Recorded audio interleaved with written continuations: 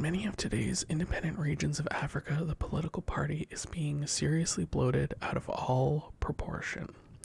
In the presence of a party member, the people keep mum, behave like sheep, and pay tribute to the government and the leader. But in the street, away from the village of an evening, in the cafe or on the river, the people's bitter disappointment, their desperation, but also their pent-up anger can be clearly heard. Instead of letting the people express their grievances, instead of making the free circulation of ideas between the people and the leadership its basic mission, the party erects a screen of prohibitions. The party leaders behave like common sergeants major and constantly remind the people of the need to keep silence in the ranks.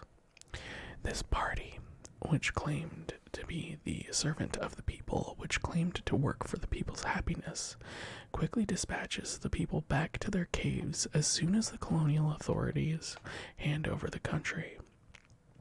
The party will also commit many mistakes regarding national unity. For example, the so-called National Party operates on a tribal basis. It is a veritable ethnic group which has transformed itself into a party.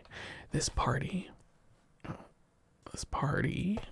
which readily proclaims itself national, which claims to speak in the name of the people as a whole, secretly and sometimes openly sets up a genuine ethnic dictatorship. We are no longer witness to a bourgeois dictatorship, but to a tribal one. The ministers, private secretaries, ambassadors, and the prefects are chosen from the leader's ethnic group, sometimes even directly from his family. These regimes based on the family unit seem to repeat the age-old laws of endogamy, and faced with this stupidity, this imposture, and this intellectual and spiritual poverty, we are left with a feeling of shame rather than anger. These heads of government are the true traitors of Africa, for they sell their continent to the worst of its enemies, stupidity. This tribalization of power results much as one would expect in regionalist thinking and separation. Decentralizing trends surface and triumph. The nation disintegrates and is dismembered. The leader who once cried African unity and thought of his own little family awakes to find himself saddled with 5 tribes who also want their own ambassadors and ministers, and as irresponsible, oblivious, and pathetic as ever, he cries treason. So, Fanon is coming back again to the tribal divisions that have pretty much always existed and were exacerbated by the colonizers to keep the people divided against each other. The so-called National Party is organized along tribal lines, and once they kick out the colonizer, those divisions tend to rear their ugly head again. So, we have many times indicated very often the very often detrimental role of the leader. This is because in certain regions, the party is organized like a gang whose toughest member takes over the leadership. The leader's ancestry and powers are readily mentioned, and in a knowing and slightly admiring tone, it is quickly pointed out that he inspires awe in his close collaborators. In order to avoid these many pitfalls, a persistent battle has to be waged to prevent the party from becoming a compliant instrument in the hands of a leader. Leader comes from the English verb to lead, meaning to drive in French. And then there's a note here. Translator's note: in the original, Fanon uses the English word leader and compares it to the French verb conduire.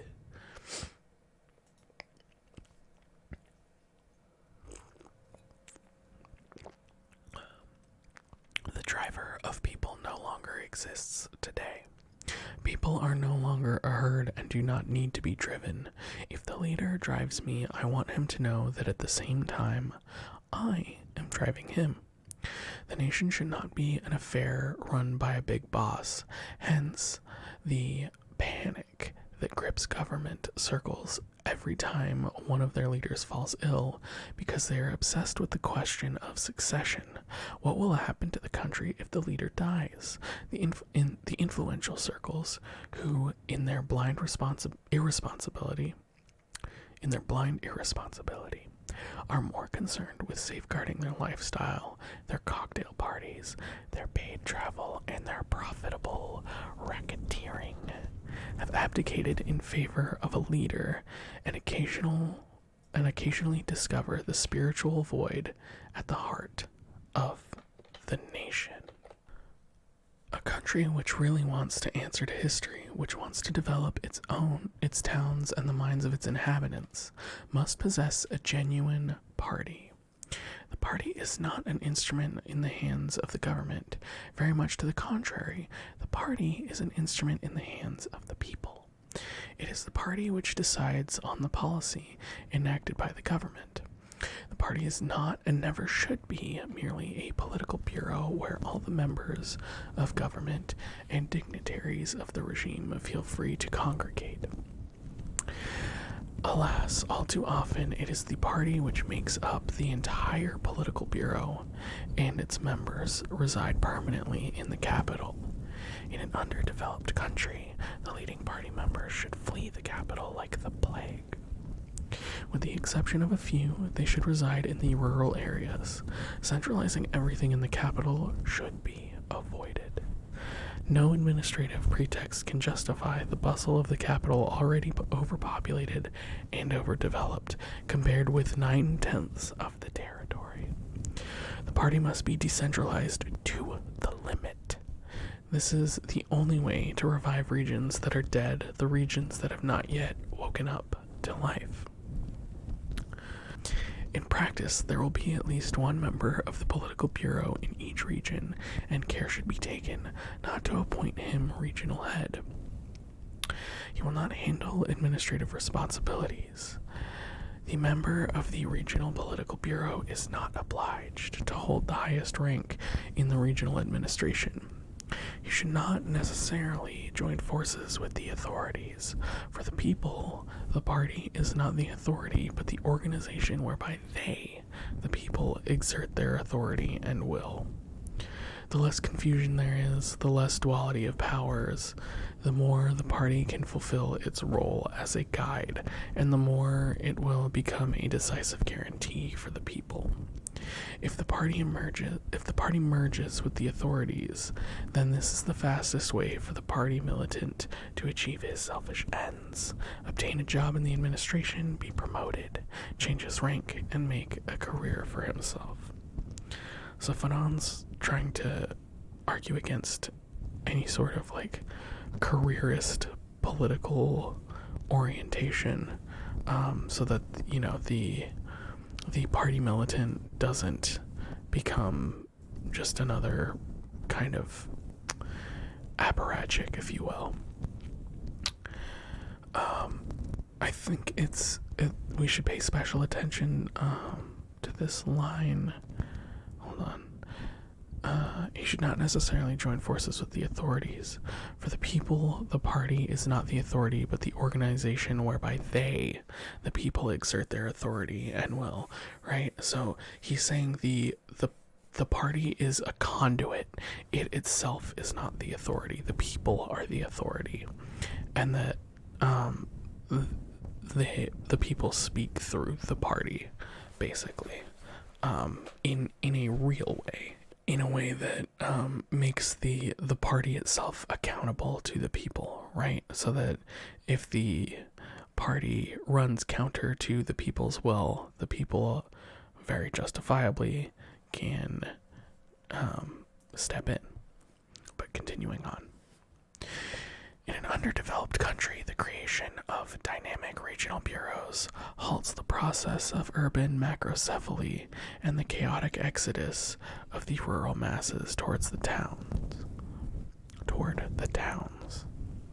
The establishment during the very first days of independence of regional bureaus with the power to stimulate, revive, and accelerate the citizens' consciousness is an inevitable prerequisite for any country that wants to progress. Otherwise, the party leaders and dignitaries of the regime congregate around the leader. The administration swells out of all proportion, not because it is expanding or specializing, but because more cousins and more militants expect a position and hope to slip into the works. And the dream of every citizen is to reach the capital to have his piece of the pie. The towns and villages are deserted. The unaided, uneducated, and untrained rural masses turn their backs on an unrewarding soil and set off for the urban periphery, swelling the lumpen proletariat out of all proportion. He explains broadly how the party apparatus should be set up, decentralized to ensure the development of the rest of the country. Party bureau members should not have administrative responsibilities, as authority should be given to the people as a whole through the party, which I said a minute ago. The party itself should not be the authority. The party should not become a part of the authority, but should be the ideological driving force. At least that's how I read it. When power concentrates in the cities and the capital, the mass of the country remains underdeveloped, and people flee towards the cities and towns looking for work that's not really there. Thus, in that last line, the swelling of the lumpen proletariat out of all proportion. Right, so he's saying that the party needs to expand outward so as not to encourage this kind of mass exodus from their own towns, from the people's own towns, and to develop the nation where they are. Another national crisis is looming. We believe, on the contrary, that the interior, the back country, should be given priority. In the last resort, moreover, we see no drawback to the government convening elsewhere besides the capital. The myth of the capital must be debunked, and the disinherited shown that the decision has been made to work in their interest. To a certain degree, this is what the Brazilian government attempted to do with Brasilia. The arrogance of Rio de Janeiro was an insult to the Brazilian people, but unfortunately, Brasilia is still a new capital, as monstrous as the other one. Its only advantage is that today a road has been built through the forest. No serious objection can be made to the choice of a new capital, to relocating the entire government to one of the most destitute regions. The idea of a capital in underdeveloped countries is a commercial notion inherited from the colonial period. In the underdeveloped countries, however, we must increase our contacts with the rural masses. We must apply a national policy, i.e., a policy specifically aimed at the masses. We must never lose contact with the people who fought for their independence and a better life. Instead of delving into their diagrams and statistics, indigenous civil servants and technicians should delve into the body of the population. They should not bristle every time there is a mention of an assignment to the interior. One should no longer hear the young wives threaten to divorce their husbands if they cannot manage to avoid a rural posting. Hence, the party's political bureau should give priority to the disinherited regions, and the artificial and superficial life of the capital, grafted onto the national reality like a foreign body, should occupy as small a space as possible in the life of the nation, which, on the contrary, is fundamental and sacred. In an underdeveloped country, the party must be organized in such a way that it is not content to merely stay in touch with the masses. The party must be the direct expression of the masses. Again, what I was saying earlier. The party is not an administration with the mission of transmitting government orders. It is the vigorous spokesperson and the incorruptible defender of the masses. In order to arrive at this notion of party, we must first and foremost rid ourselves of the very Western, very bourgeois, and hence very disparaging idea that the masses are incapable of governing themselves. Experience has proven, in fact, that the masses fully understand the most complex issues. One of the greatest services the Algerian Revolution has rendered to Algerian intellectuals was to put them in touch with the masses, to allow them to see the extreme, unspeakable poverty of the people, and at the same time witness the awakening of their intelligence and the development of their consciousness. The Algerian people, that starved, illiterate mass of men and women who for centuries were plunged into incredible darkness, have resisted the tanks and planes, the napalm, and the psychological warfare.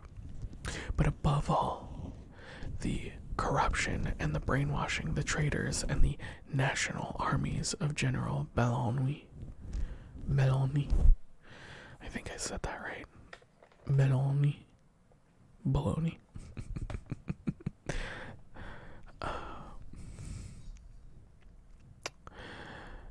The Algerian people have stood firm in spite of the weak-minded, the fence-sitters, and the would-be dictators. The Algerian people have stood firm because their 7-year struggle has opened up spheres they never even dreamed of. Today, arms factories operate deep in the Jebel, several meters underground. Today, people's tribunals function at every level, and local planning commissions carve up the large agricultural estates and draw up the Algeria of tomorrow.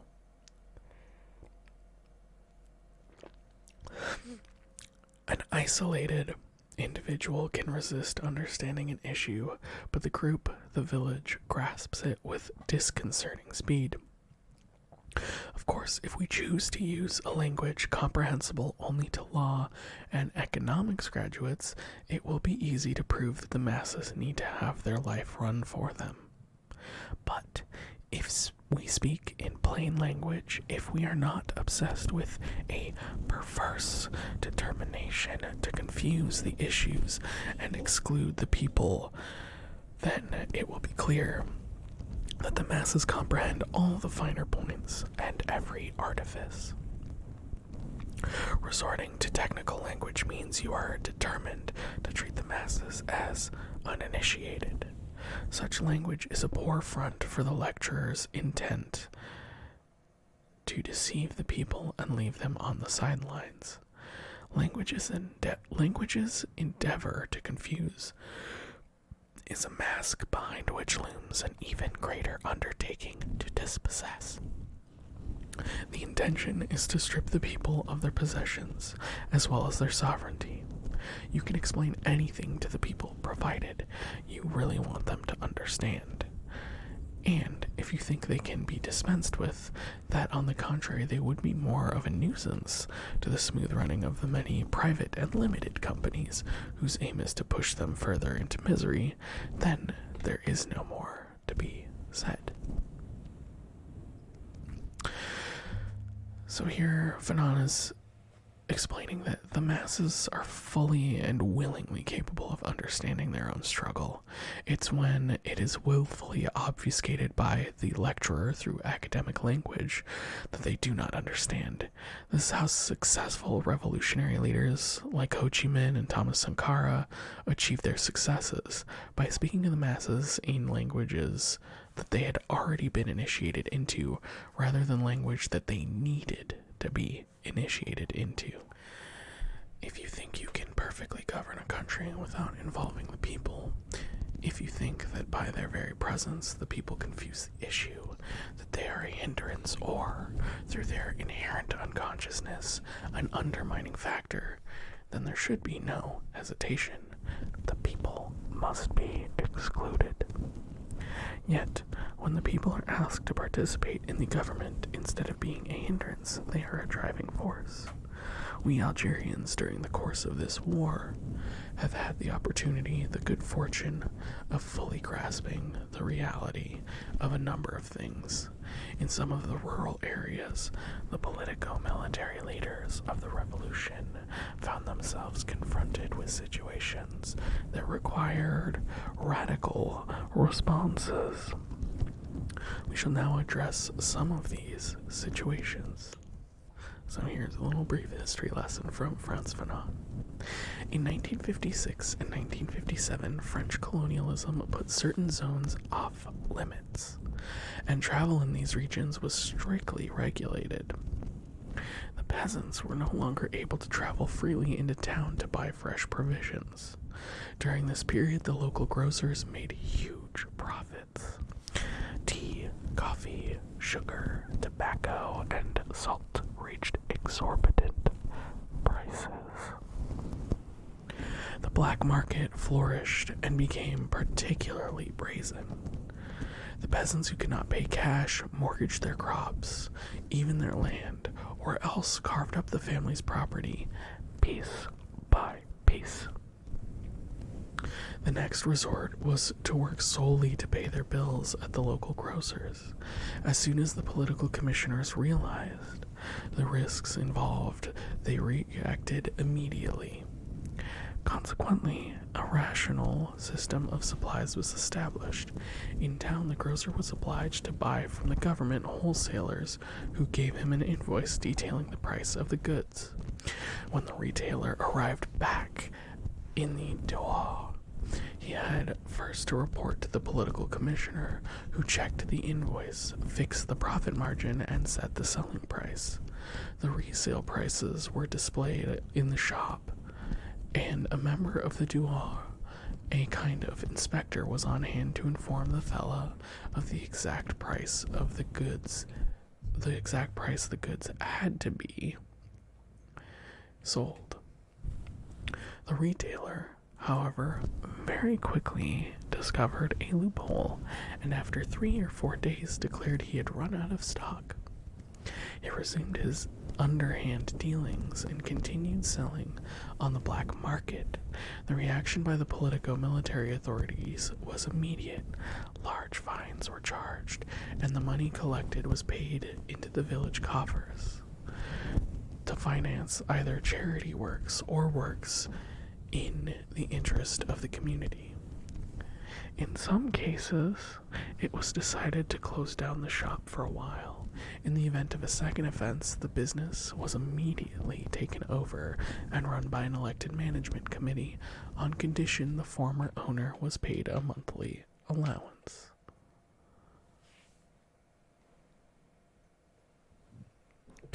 On the basis of this experience, it was explained to the people how the laws of economics functioned, taking concrete examples. The accumulation of capital turned from a theory into a very real and topical mode of behavior.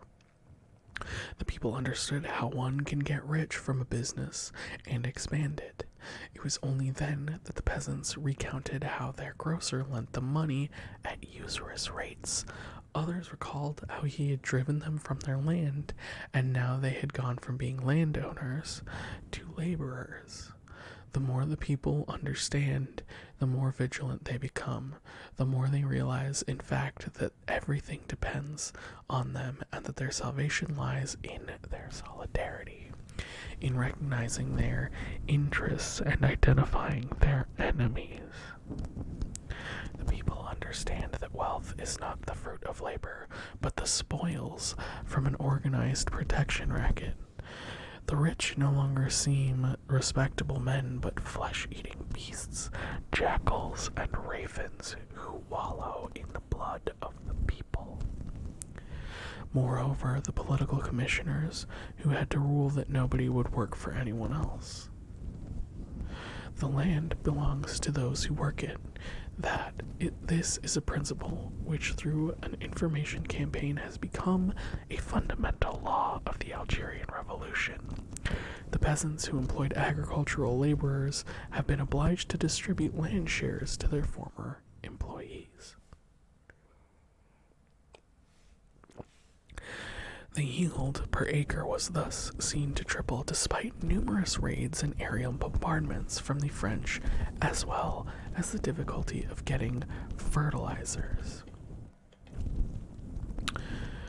The fellows who were able to judge and see for themselves the produce they had harvested were eager to understand how it worked.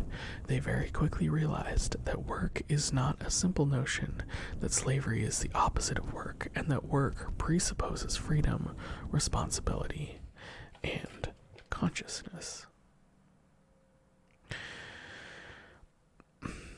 So he's saying by owning the land on which they work and thus their own labor, because the workers didn't need to sell their land or their labor to landowners for wages, the Algerian people became more productive even after repeat bombings and raids, fertilizer shortages as well.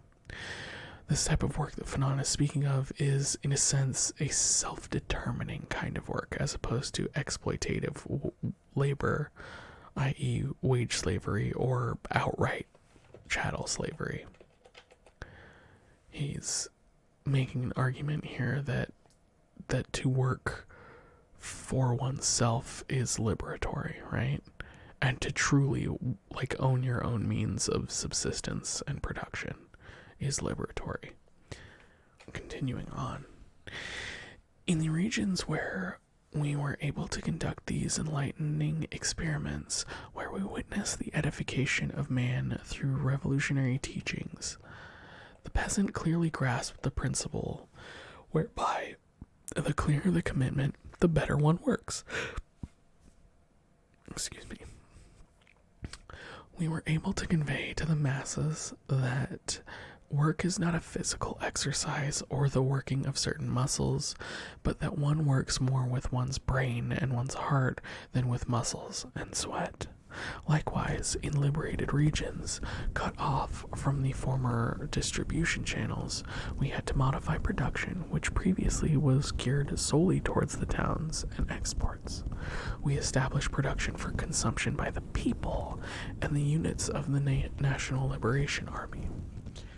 We quadrupled the production of lentils and organized the making of charcoal. Green vegetables and charcoal were shipped from the northern regions to the south over the mountains, while the southern zones sent meat to the north. It was the FLN, the Front de la Libération Nationale, who decided on this coordination and established the communication system. We did not have technicians or experts from the leading universities of the West, but in the liberated regions, the daily ration reached the hitherto unheard of figure of 3,200 calories. The people were not content merely to celebrate their victory. They asked theoretical questions.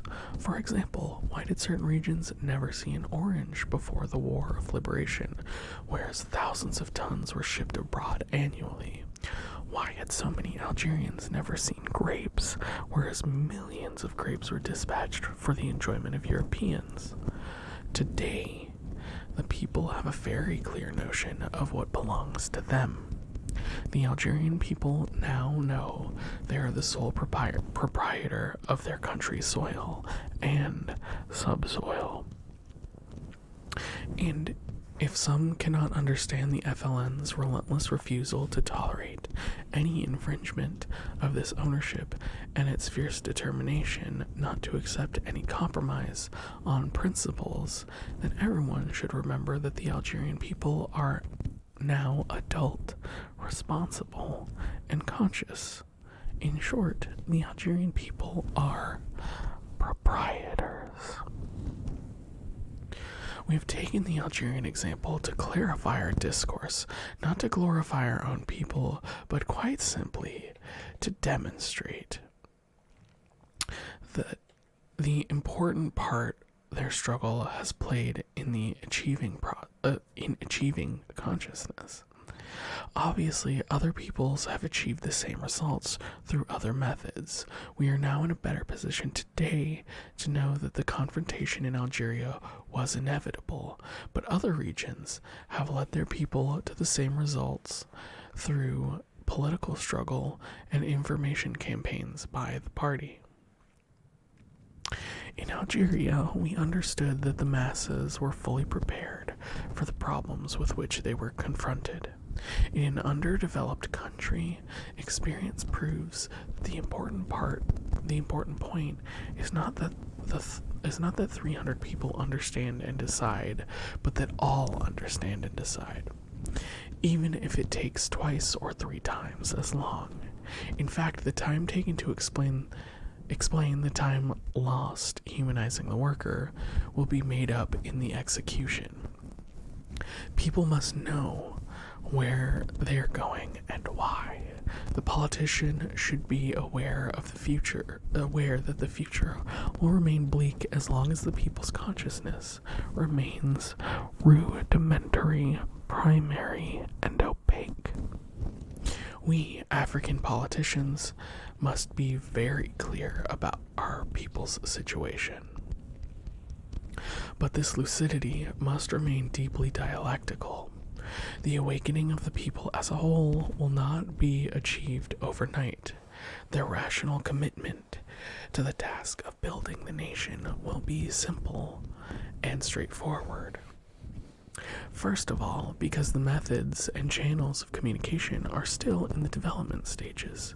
Secondly, because the sense of time must no longer be that of the moment or the next harvest, but rather that of the rest of the world. And finally, because the demoralization buried deep within the mind by colonization is still very much alive. But we should be aware that victory over the pockets of least resistance, the legacy of the material and spiritual domination of the country, is a requisite that no government can escape. Let us take the example of work under the colonial regime. The colonists never stopped complaining that the native was slow. Today, in certain independent countries, we hear leaders take up the same complaint. What the colonist really wanted was for the slave to be full of enthusiasm. Through a kind of mystification constituting the highest form of alienation, he sought to convince the slave that the land he was working belonged to him, and the mines where he was losing his health were his property. The colonist forgot, strangely enough, that he was getting rich on the agony of the slaves. In fact, what the colonist was saying to the colonized subject was, "Work yourself to death, but let me get rich." Today, we should proceed differently. We must not say to the people, "Work yourself to death, but let the country get rich." If we want to increase the gross national income, reduce the imports of certain useless, even harmful products, improve agricultural production, and fight illiteracy, we have to conduct an information campaign. The people must understand what is at stake. Public business must be the business of the public. We arrive, therefore, at the need to increase the number of local cells among the rank and file. All too often, we are content with establishing national bodies such as the Women's Union, the Youth Movement, and the labor unions at the top, and never outside the capital. But if we venture to investigate behind the offices in the capital, if we go through to the back room where the records are meant to be, we are aghast at the void, the emptiness, and the bluff. We need a foundation, cells that provide substance and dynamism. The masses must be able to meet, discuss, put forward suggestions, and receive instructions. Citizens must have the opportunity to speak, to express themselves, and innovate. The meeting of the local cell or the committee meeting is a liturgical act.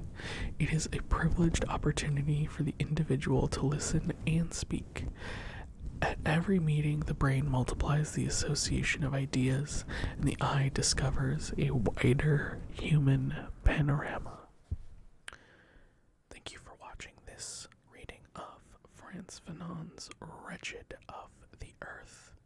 If you enjoy what you saw, please give this video a thumbs up and consider subscribing to my channel if you haven't done so already. I've got my Twitch and Twitter handles up there. I'll also have links to those in the description. Twitch is where we record most of these videos, and then I edit them together into a more cohesive, less rambly bit. There's also ways you can support me in this channel, and links to my Discord, my music, all that kind of fun stuff. So if you enjoyed it, please consider hitting those up. Thank you for watching, and we'll see you next time.